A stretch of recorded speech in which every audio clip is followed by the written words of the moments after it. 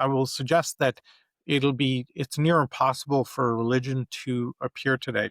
And it has to do with what do we mean by truth. And I can get into that if you want, because Please. it's a bit of a, you want to get into that? Yes, very much so. You guys are right out there. Okay. So and so I do a late night kind of a French salon session that I do for all the Singularity events and the Peters conferences and stuff. It's like a discussion on metaphysics, philosophy, and the meaning of life. Alcohol mandatory, that type of thing. And I start off with a discussion on truth, because we get lost in what the hell do we mean by truth. And there was a philosopher in the 50s called Arthur Kessler, who came up with a really interesting framing for truth. And he said, knowledge equals justified true belief. Okay. Um, and so I was a recovering management consultant, so I graphed a 2x2 on whether something is more true or less true on the y-axis. Okay. And either something is more justifiable or less justifiable on the x-axis. Okay. So if you've got stuff that's true and justifiable, that tends to be scientific truth. That's the top right, where you've got evidentiary basis for something. Third parties can repeat your experiment and show that if I throw this ball in this angle, it's going to land over there at that spot, right? And we can run those calculations and figure it out. If you go to the top left, you have truths that are maybe true but not justifiable. Okay, so those are like psychic phenomena, sixth sense, mother intuition, intuitive truths, right? So I may see a 900-foot Jesus in my dreams, but I don't have the evidentiary basis to show that's true. It may be true, but it's not justifiable. Okay. On the bottom left, you've got stuff that's not true, but it is justifiable. Right. So a lot of stereotypes fit into this quadrant, like Italians are loud, right? And generally it's true, but for a particular Italian, or may not be true. But the stereotype is true. There's an old joke in Europe that says, heaven, the cooks are French, the police are English, the lovers are Italian, and the Swiss organize everything. And in hell, the cooks are English, the police are German, the lovers are Swiss, and the Italians organize everything. And that's an example of a stereotypical truth, right? It's general in the broad sense, but not general.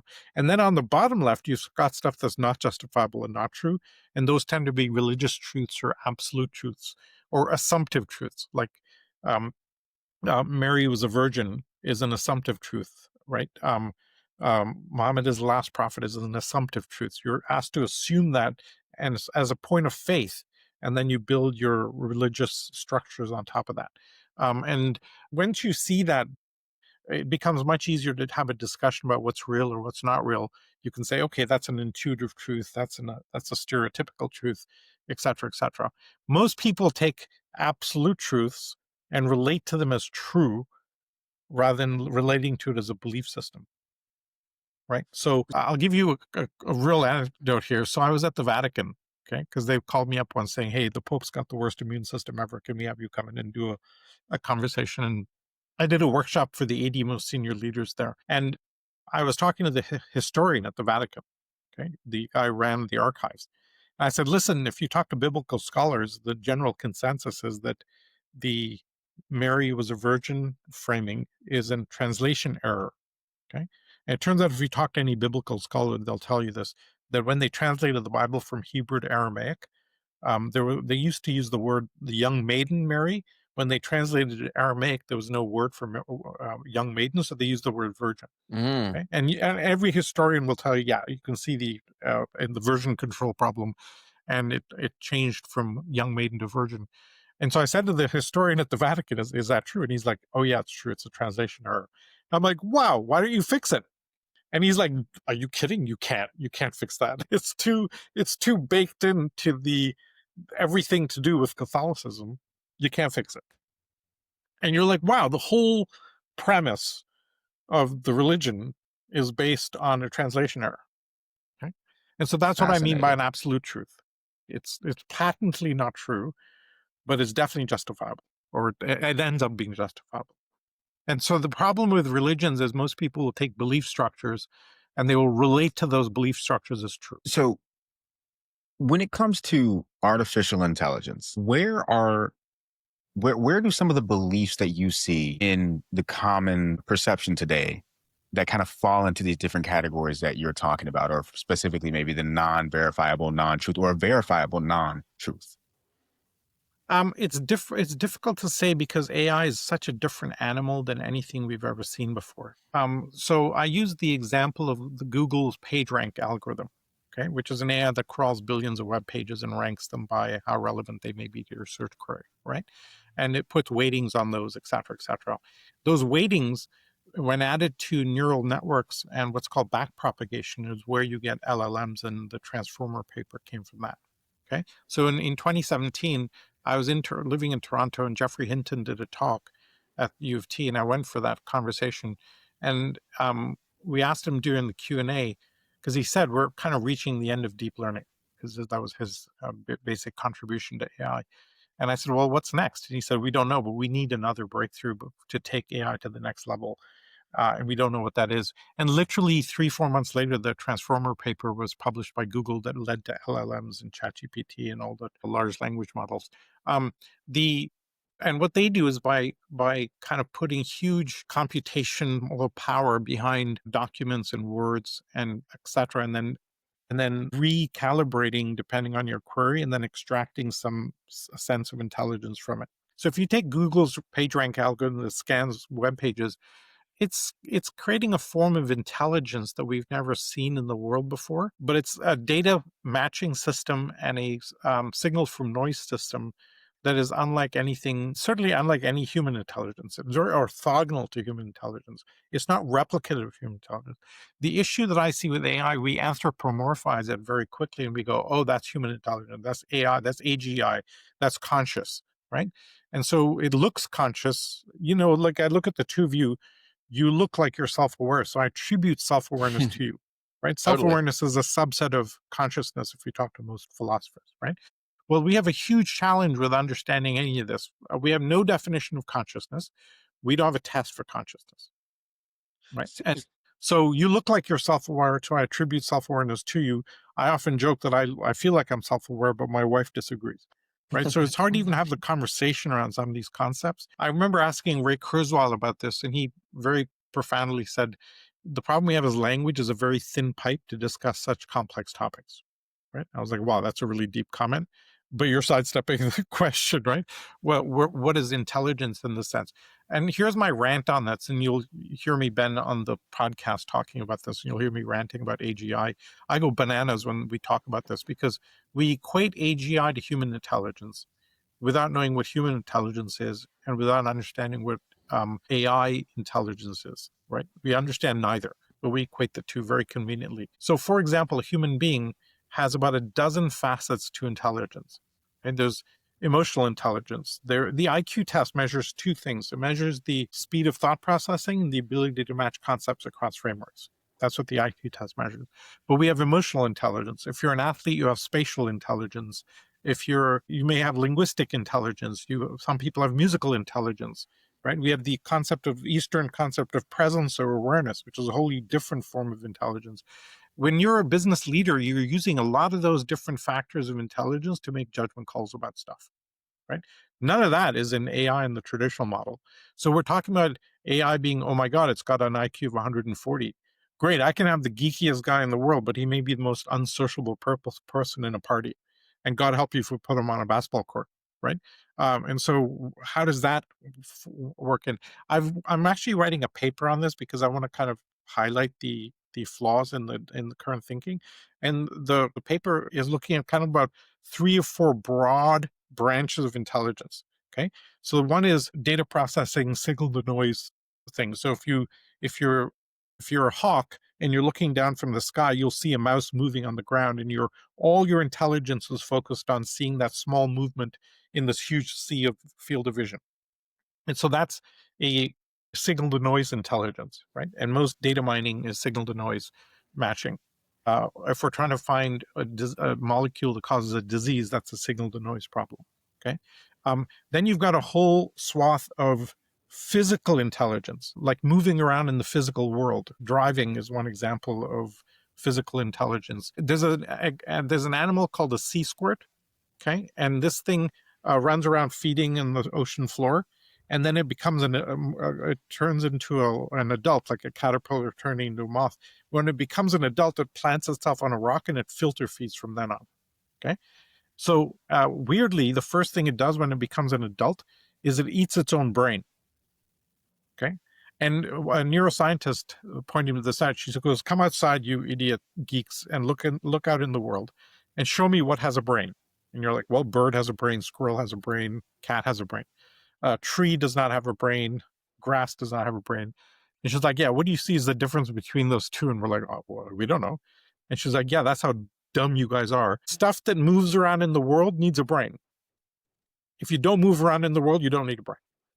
Right? You're like, wow, it's kind of really profound, pretty obvious observation. But it turns out we mostly need our brains to physically move around and adapt to the reality of the three-dimensional time and space that we live in. And so that's a whole other type of vector, right? Then you've got the more spiritual aspect of the subjective experience of being alive. What David Chalmers calls the hard problem of consciousness is, how do you deal with what are called qualia, or subjective experience? So Ben or Keith, each of you is having a very subjective experience sitting in this chair, listening to this conversation, whatever's around you. That subjective experience cannot be copied or communicated in any way, can't be stored. It's just an experience we have.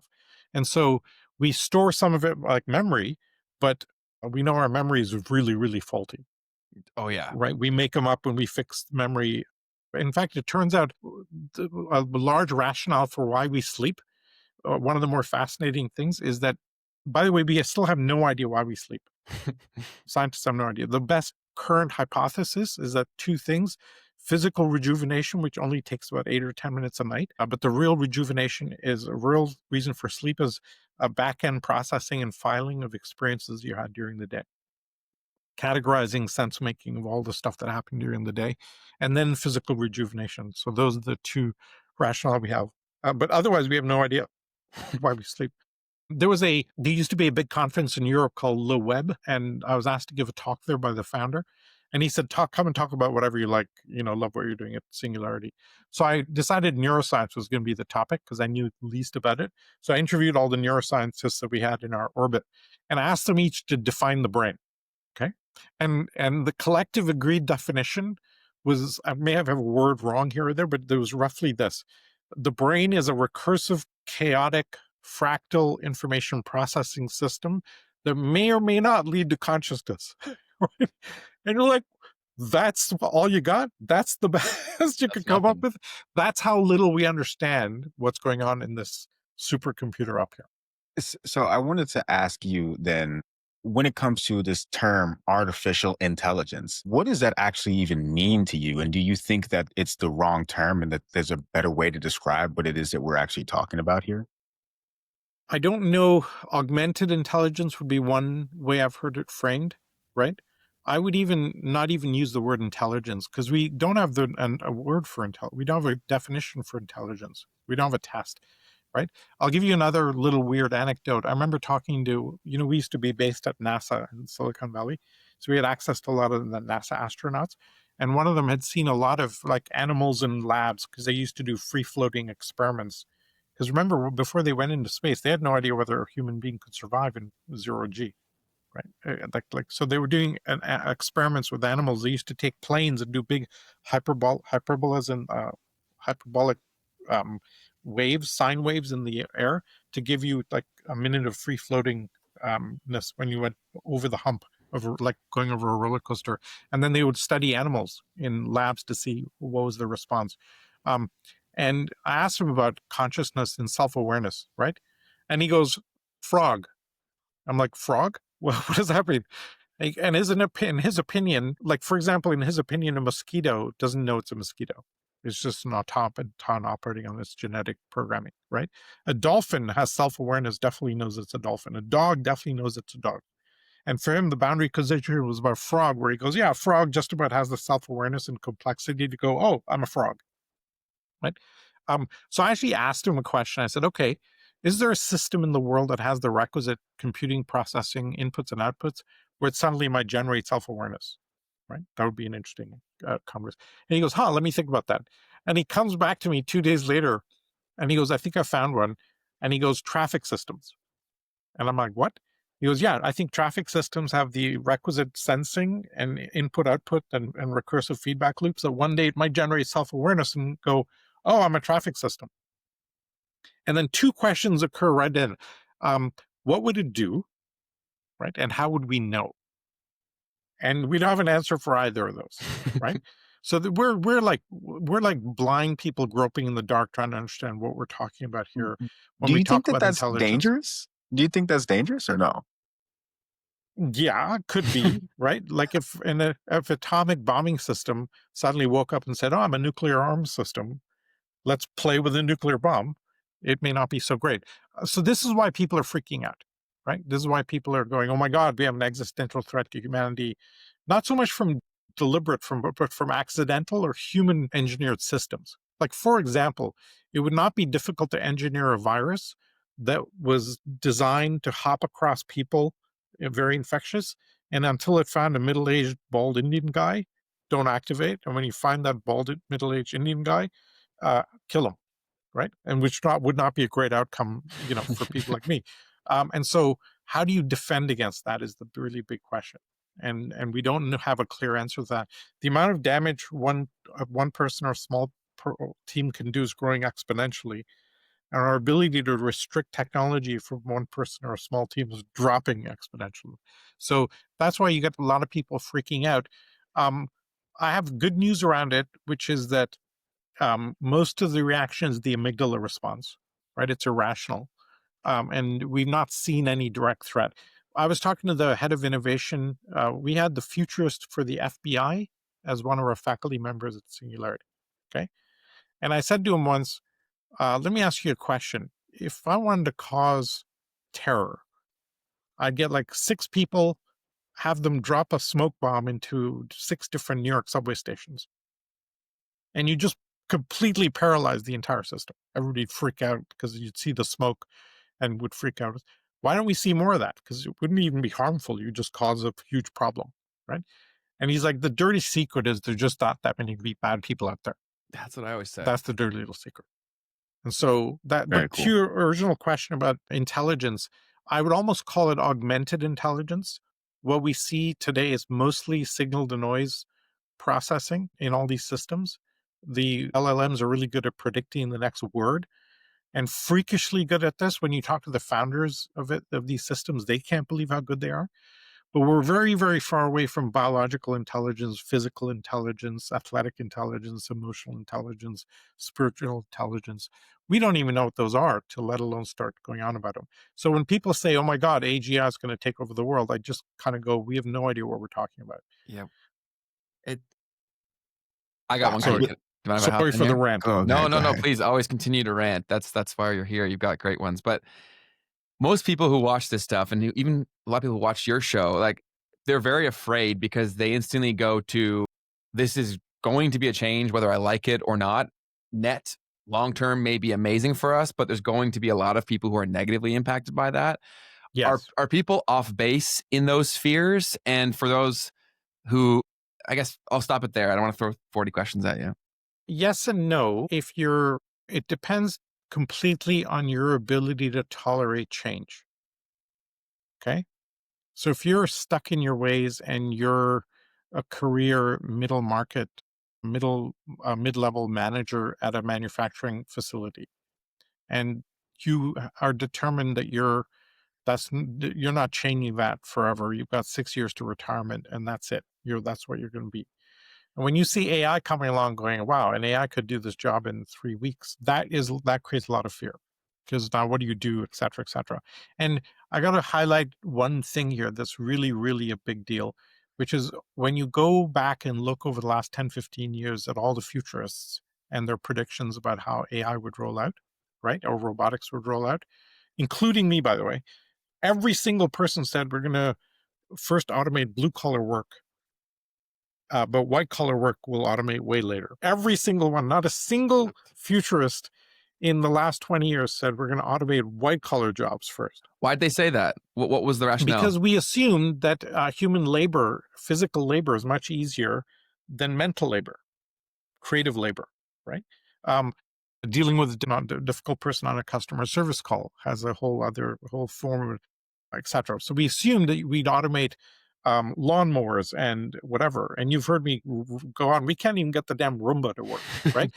And take self-driving. It's taken us 20 years from 2005 when the DARPA Grand Challenge was won with the first self-driving car to now to have it be mainstream. Okay. And even now, it's like just tickling at the edges of being mainstream. I predicted about 10 years ago that my 4-year-old would never get a driver's license. Okay. So we got to move super fast. We got 2 years to hit We're that running out time of frame. time. Otherwise, I'm going to be proven wrong. And that's going to be really embarrassing. My kid's 14 right now. And so it's really hard to make these predictions. And this is where the genius of Ray Kurzweil comes in. He's able to make 30-year predictions with freakish accuracy. Yeah, it is crazy. It's absurd. But the person that you described when you first started this point, I would say that's the majority of people, that they had a plan, they wanted to stick to it, and they'd have no desire to change off that course. And so what they do is they point and say, like, AI is threat, AI is problem, bad, Yes. bad. Yes. Plus the fact that the downside risk, right? Of, hey, AI, go find a drone and put a gun fitted into the drone and go find that middle-aged Indian ball guy, right? That's bad. So drones are an extended form of robots and AI. And we see what the potential is. Like the Ukraine-Russia war is being fought by 500,000 drones. Mhm. Right. And so you really have to rethink everything around armed conflict completely as we see the advent of that, which is very challenging to the traditional thinkers, where you have a tank and you have an infantry and you have whatever. It's completely antithetical to what's happening today. And so the the there are three categories of real fear. One is a bad guy with AI can do a lot more damage than they could 20 years ago. Accidental AI, which is called the alignment problem. I don't know if you've heard of that. Mm-mm. So let's say I say to an AI, go make as many paper clips as you can, because we need a lot of paper clips. And the AI looks around the world and goes, okay, I need access to steel. Oh, I'm going to need access to a truckload of energy. So let's take all the energy from human beings and divert it toward making paper clips. And then you starve human beings of energy and maybe food, right?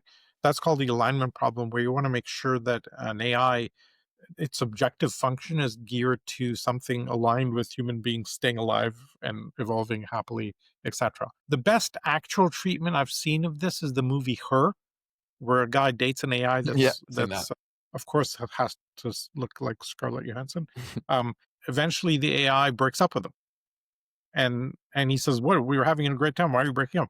And she's like, well, there's 5 million other AIs in the cloud where I can have 5 million conversations in real time, and your 1 liter brain in your head is just, too small. Have a nice life. And that's it. She breaks up with him.